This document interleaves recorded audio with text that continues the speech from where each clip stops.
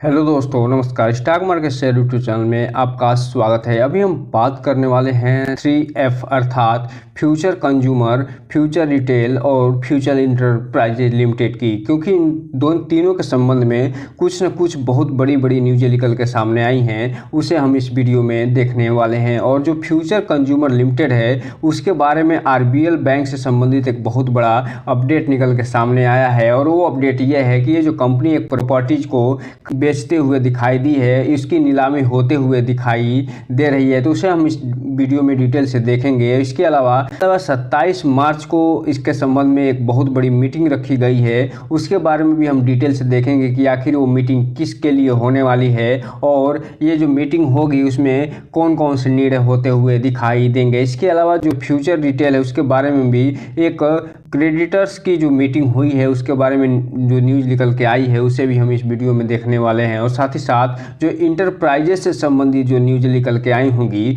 उसे भी हम इस वीडियो में डिटेल से देखेंगे। तो चलिए दोस्तों, बिना किसी देरी के वीडियो शुरू करते हैं। सबसे पहले अगर हम बात करें फ्यूचर कंज्यूमर लिमिटेड की, तो इसके संबंध में जो निगेटिव न्यूज़ निकल के सामने आई है उसके बाद यहाँ पे आप देखिए निफ्टी में एक तरफ जहाँ 84 पॉइंट की वृद्धि देखी गई है 22 मार्च को, वहीं फ्यूचर कंज्यूमर लिमिटेड में इसमें लगभग 5.5% की गिरावट देखी जा रही है और ये 85 पैसे पे बंद होता हुआ देखने को मिल रहा है। जबकि अगर हम बात करें 5 दिन की चार्ट पैटर्न की, तो 11% का निगेटिव रिटर्न निकाल के दिया है। एक महीने में लगभग 11% का निगेटिव रिटर्न निकाल के दिया है। 6 महीने की बात करें तो 6% का पॉजिटिव रिटर्न, जबकि ईयर टिल डेट की बात करें तो 5.5% का नेगेटिव रिटर्न, जबकि एक साल की बात करें तो ये जो कंपनी है 70% का पॉजिटिव रिटर्न निकाल के देते हुए नजर आ रही है। अगर हम बात करें इस कंपनी के बारे में, इसके मैक्सिमम चार्ट पैटर्न की, तो ये जो कंपनी है अपने ऑल टाइम जो हाई है उससे 90% गिर के फिलहाल 85 पैसे पे मिलते हुए दिखाई दे रही है। और इसका ऑल टाइम जो हाई है लगभग 70 से 80 के बीच में देखने को मिल रहा है। और इसका ये चार्ट पैटर्न बता रहा है कि ये जो कंपनी है क्यों 85 पैसे पे मिल रहे हैं। और ये जो कंपनी है इसमें जो किशोर बयानी जो हैं जिसके उनके गलत नीतियों के कारण और बहुत ज़्यादा इस पे कर्ज होने के कारण फिलहाल ये जो कंपनी, इसका चार्ट पैटर्न जो है रेड में दिखाई दे रहा है, अप टू डाउन गिरता। अब हम अगर बात करें इसमें जो अनाउंसमेंट या न्यूज़ निकल के सामने आई है उसकी, तो यहाँ पे आप देखिए 22 तारीख को एक न्यूज़ निकल के आती हुई दिखाई दे रही है और एक 19 तारीख को न्यूज़ निकल के आती हुई दिखाई दे रही है। तो चलिए हम इसे एक एक करके देख लेते हैं। सबसे पहले अगर हम बात करें जो 19 मार्च को न्यूज़ निकल के सामने आई है उसकी, तो यहाँ पे आप देख रहे हैं कि इसके बारे में बताया जा रहा है कि एक नोटिस दिया गया है RBL बैंक के द्वारा। फेसी जो एक्ट है, इंसॉल्वेंसी एंड बैंकरप्सी एक्ट है, उसके तहत ये नोटिस दिया गया है। और ये जो नोटिस दिया गया है ये फिलहाल इन्हें 12 मार्च को ये नोटिस देते हुए ये नज़र आए थे। और ये जो नोटिस दिया गया था RBL बैंक के थ्रू ये नोटिस दिया गया था। और ये जो नोटिस इसलिए दिया गया था क्योंकि ये जो कंपनी है जिसके बारे में ये बारोइंग लेके बैठी है बहुत ज़्यादा, और अलावा इनको एक्सपायरी के लिए जो 30 दिन का समय दिया गया था उसके बाद ये जो है पूरा उसको नहीं कर पाई। और उसके बाद ये जो कंपनी है उस जो मॉर्गेज प्रॉपर्टीज जो रखी थी उससे संबंधित ये नीलामी से संबंधित ये न्यूज निकल के आती हुई दिखाई दे रही है। यहाँ पे आगे ये बता रहे हैं कि ये जो इनके पास जो लैंड और बिल्डिंग रखी गई है जो मॉर्गेज प्रॉपर्टीज के रूप में, वो फिलहाल यहाँ पे उसके संबंध में ये ई ऑक्शन और सेल से संबंधित इस पे एक्शन होता हुआ जल्द ही दिखाई दे सकता है। और ये जो प्रॉपर्टीज है वो फिलहाल बेंगलुरु में लगभग 44,116 स्क्वायर फीट का इनके पास ये प्रॉपर्टीज बना हुआ है। सेंद्रा इंडस्ट्रियल एरिया में ये फिलहाल हुआ दिखाई देता है। तो इस हिसाब से आप देख रहे हैं कि ये जो कंपनी है जो डेब्ट लेके बैठी थी उसके बदले ये इनका जो प्रॉपर्टी है उसका ई नीलामी होती हुई जल्द ही दिखाई देगी। और इसके संदर्भ में RBL बैंक जो है नीलामी करता हुआ दिखाई देने वाला है। वहीं अगर हम बात करें 22 मार्च के न्यूज की, तो यहाँ पे जो न्यूज निकल के सामने आई है वो इसका जो क्लोजर ट्रेडिंग ट्रेडिंग विंडो है उसके संबंध में ये न्यूज़ निकल के आती हुई दिखाई दे रही है। और ये इसलिए न्यूज़ निकल के सामने आई है क्योंकि ये जो 27 मार्च को एक मीटिंग करने वाले हैं, जो बोर्ड ऑफ डायरेक्टर की मीटिंग होते हुए दिखाई देगी, इसलिए 23 मार्च से लेके और 29 मार्च तक ये जो ट्रेडिंग विंडो है फिलहाल क्लोज रहेगी, ताकि जो इनसाइडर ट्रेडिंग है और जो इलीगल एक्टिविटीज़ हैं उनसे बचा जा सके। तो यहाँ पे आप देख रहे हैं जो कंपनी के कर्मचारी और अधिकारी हैं, जो प्रोमोटर हैं, जो प्रोमोटर ग्रुप हैं, उनको फिलहाल 23 मार्च से लेकर और 29 मार्च तक नहीं इसमें ट्रेडिंग कर पाएंगे, नहीं इसमें कोई बिकवाली और खरीदारी कर सकते हैं जब तक ये 27 मार्च का मीटिंग है पूरा न हो जाए। अब ये देखना दिलचस्प रहेगा कि जो 27 मार्च को बोर्ड की मीटिंग रखी गई है उसमें कौन कौन से निर्णय होते हुए देखने को मिलेंगे।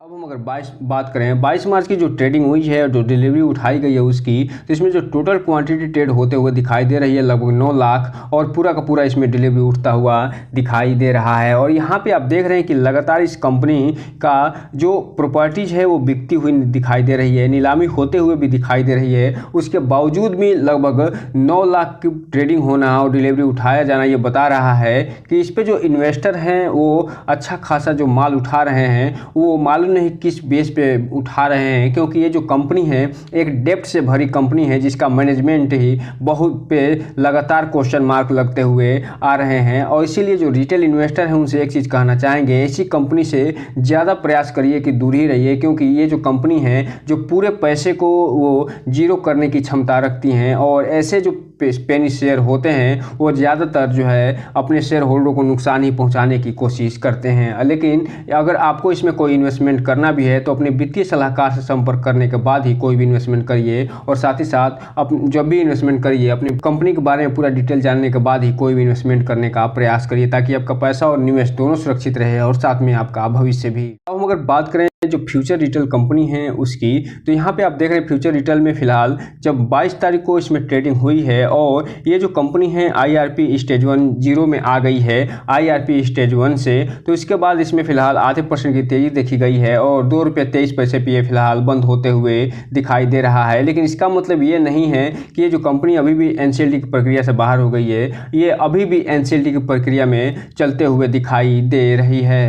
बात करें इसमें कुछ न्यूज़ या अनाउंसमेंट निकल के सामने आया है क्या, तो यहाँ पे आप देखिए 22 तारीख को एक मीटिंग होते हुए दिखाई दे रही है मार्च में, और ये जो कॉर्पोरेट इंसॉल्वेंसी रिजोल्यूशन प्रोसेस के तहत ये मीटिंग होते हुए दिखाई दे रही है। तो चलिए हम इसे देख लेते हैं कि इस मीटिंग में क्या क्या हुआ है और ये मीटिंग कहाँ होते हुए दिखाई दे रही है। तो दोस्तों आप यहाँ पर देख रहे हैं कि ये जो मीटिंग हुई है 22 मार्च को यहाँ होती हुई दिखाई दे रही है, और इसमें ये बताया जा रहा है कि ये 30वीं मीटिंग थी कमेटी ऑफ क्रिएटर्स की, और ये जो 22 मार्च को होते हुए दिखाई दी थी। हालांकि इसमें क्या क्या निर्णय लिया गया है इसके बारे में यहाँ पे कोई भी जानकारी कंपनी द्वारा नहीं दी गई है। जब भी इससे संबंधित कोई अगर न्यूज़ निकल के आएगी और जानकारी निकल के आएगी तो हम आपको ज़रूर बताएंगे, क्योंकि इसमें कोई भी अभी जानकारी नहीं दी गई है। सिर्फ ये बताया गया है कि 22 मार्च को एक मीटिंग होते हुए दिखाई दी थी। अगर बात करें 22 मार्च को जो ट्रेडिंग हुई है, जो डिलीवरी पोजीशन उठाया गया है उसकी, तो यहाँ पे आप देख रहे हैं जो टोटल क्वांटिटी ट्रेड होते हुए दिखाई दे रही है वो लगभग 5.5 लाख शेयरों की ट्रेडिंग हुई है, और पूरा का पूरा इसमें डिलीवरी उठाया लिया गया है। जो ये बता रहा है कि ये जो कंपनी भले ही NCLT की प्रक्रिया से गुजर रही है, लेकिन इस पर जो इन्वेस्टर हैं वो लगातार भरोसा बना के बैठे हैं और पूरा माल उठाते हुए नज़र आ रहे हैं। लेकिन यहाँ पर एक चीज़ जो रिटेल इन्वेस्टर उनसे कहना चाहेंगे कि इस कंपनी में थोड़ा सा ध्यान से आगे बढ़िएगा, क्योंकि ये कंपनी NCLT की प्रक्रिया में जाती हुई दिखाई दे रही है और NCLT की प्रक्रिया से ये गुजरती हुई दिखाई दे रही है। इसलिए जो भी कंपनी NCLT की प्रक्रिया से गुजरती है तो उसमें 3 संभावनाएं निकल के आती हैं, या तो ये जो कंपनी डिलिस्ट कर दिया जाए या डिलिस्ट करके डिलिस्ट कर दिया जाए, ये जैसी है वैसे ही चलने दिया जाए। अगर इसलिए इसमें उतना ही इन्वेस्टमेंट करने का प्रयास करिएगा जितना कि आपके फाइनेंशियल हेल्थ पे कोई भी असर न डाले। अब हम अगर बात करें फ्यूचर ग्रुप की एक और कंपनी की, तो उसका नाम है फ्यूचर इंटरप्राइज लिमिटेड, और ये कंपनी भी NCLT के प्रोसेस से गुजर रही है। फिलहाल ये जो IRP स्टेज 1 से हट के IRP स्टेज 0 में आती हुई दिखाई दे रही है, और यही कारण कि इसमें नॉर्मल ट्रेडिंग होती हुई 22 मार्च को दिखाई दी थी।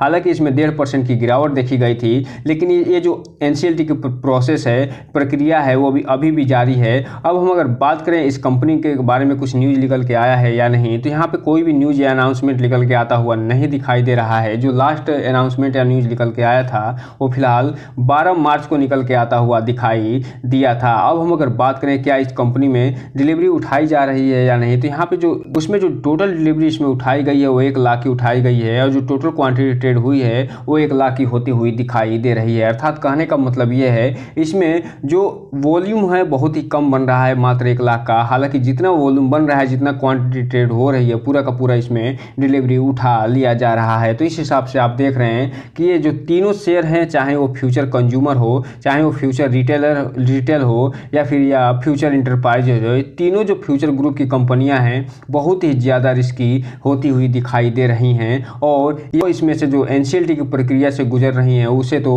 एक तरीके से रिस्की ही नहीं, बहुत ही ज़्यादा रिस्की है। इसीलिए इसमें कोई भी इन्वेस्टमेंट करने से पहले इस कंपनी के बारे में पूरी डिटेल जानकारी लेने के बाद ही, अपने वित्तीय सलाहकार से संपर्क करने के बाद ही कोई भी इन्वेस्टमेंट करिएगा, ताकि आपका पैसा और निवेश दोनों सुरक्षित रहे। तो दोस्तों ये रहा आज का वीडियो। इस चैनल को लाइक और सब्सक्राइब करें और बेल आइकन हिट करना तो बिल्कुल ना भूलें, ताकि नए वीडियो के जो अपडेट्स है आपको ऐसे ही समय समय पे मिलता रहे। जय हिंद दोस्तों।